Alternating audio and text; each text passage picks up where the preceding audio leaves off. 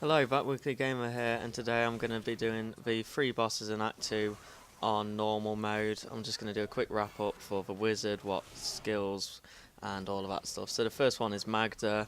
Basically, for your main one, you should use magic missiles with a rune, preferably charge blast, but if you use split, whatever.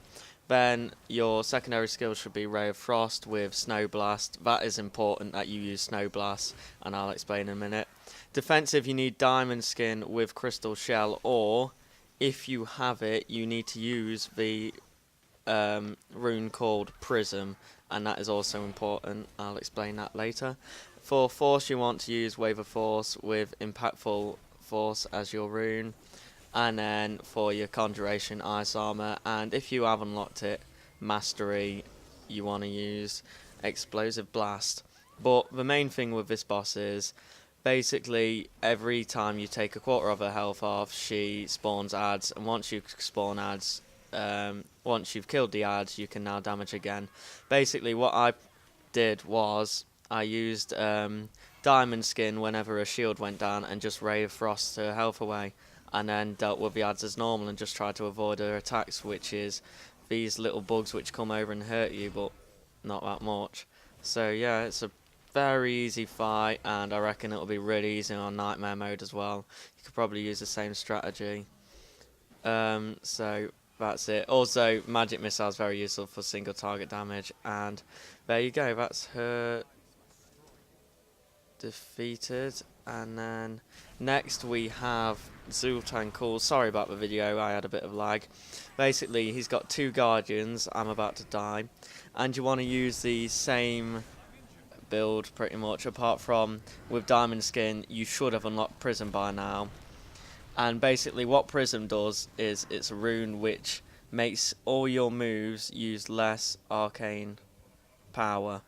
So what you want to do is, for the best single target damage, this is basically my rotation pretty much, is pop Diamond Skin so you have your Prism, so everything costs less arcane damage, and use Ray of Frost with Snow Blast, which basically the longer you keep the Ray of Frost on them, it starts doing more and more damage. And so basically you use hardly any arcane, and you just kill. And also you can't take damage during it.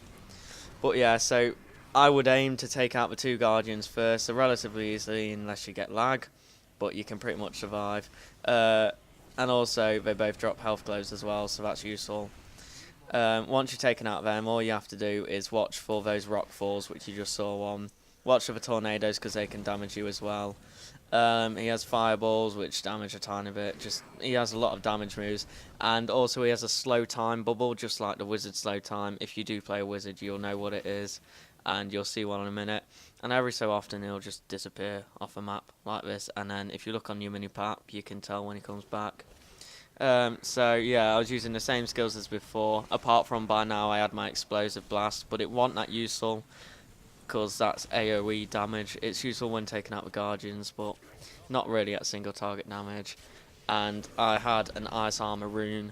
Basically, whenever you have runes available, put them on because they're useful. And right there was the slow time bubble.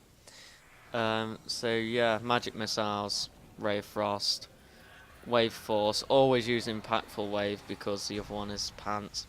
And now we get to the main boss, Belial, the Lord of Lies. So this is just the start of it before you fight him, just taking out ads. You want to use this pretty much same skills again. Magic Missiles, Ray of Frost, Magic Missiles with the whatever rune you want. I would say Charged Blast would be better, but whatever, it doesn't really matter. Ray of Frost, definitely use Snow Blast on Ray of Frost. It is very useful. And if you use that, then you want to use Diamond Skin with Prism, because obviously they're linked together.